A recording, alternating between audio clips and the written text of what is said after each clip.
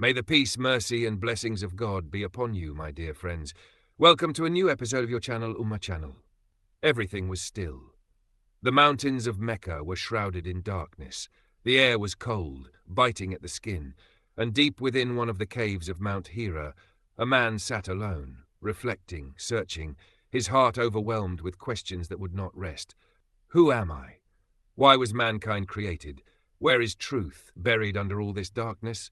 He was Muhammad, son of Abdullah, approaching 40, yet untouched by the ignorance around him.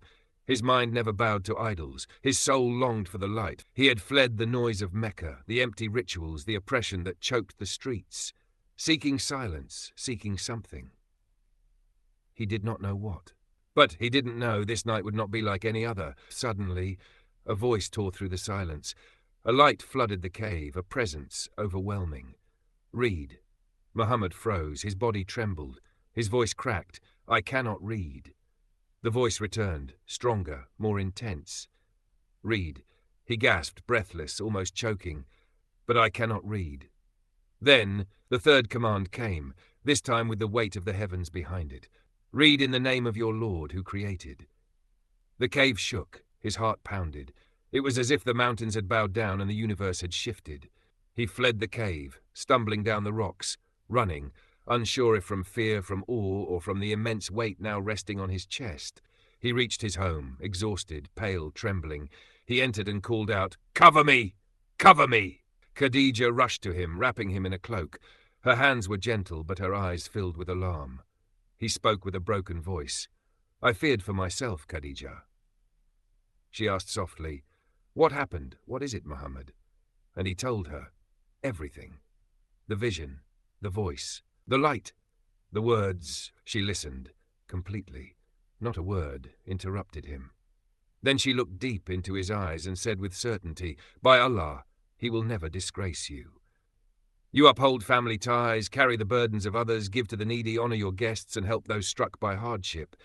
But still, what was this thing he saw? Who had appeared to him? Was it a spirit, a revelation, madness, or a command from the heavens? Khadijah didn't hesitate. She took his hand and led him to someone who understood the ways of the unseen. An elderly man, wise and filled with light. Waraqah ibn Nawfal.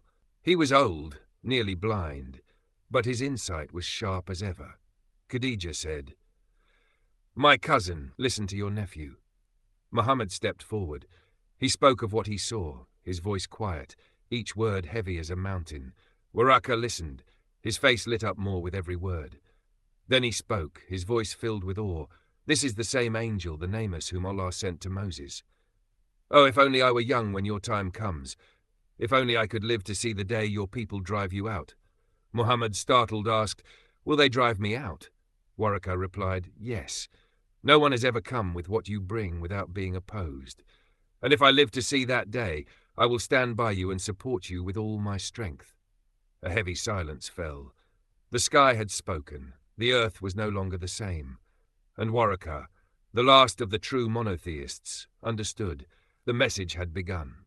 And this man, this gentle soul known only for honesty and peace, had just been entrusted with the greatest mission ever given to man. Khadijah looked at her husband. She saw fear in his eyes, but also a light, a new light, never there before. He said nothing. He was still trying to grasp what had happened, as though his heart was feeling the first steps of a long journey. And thus the story began. The story of a man from Mecca, born not as a king nor raised as a prophet, but chosen from above the seven heavens. A story of revelation that shook the cosmos and breathed life into hearts that thought salvation was lost. In the next episode, we approach the first moments of the call, the beginnings of guidance, and a battle between light and shadow that would forever divide history. Stay with us here on Ummah, where we tell the untold and reveal the unseen, dressed in the robes of history.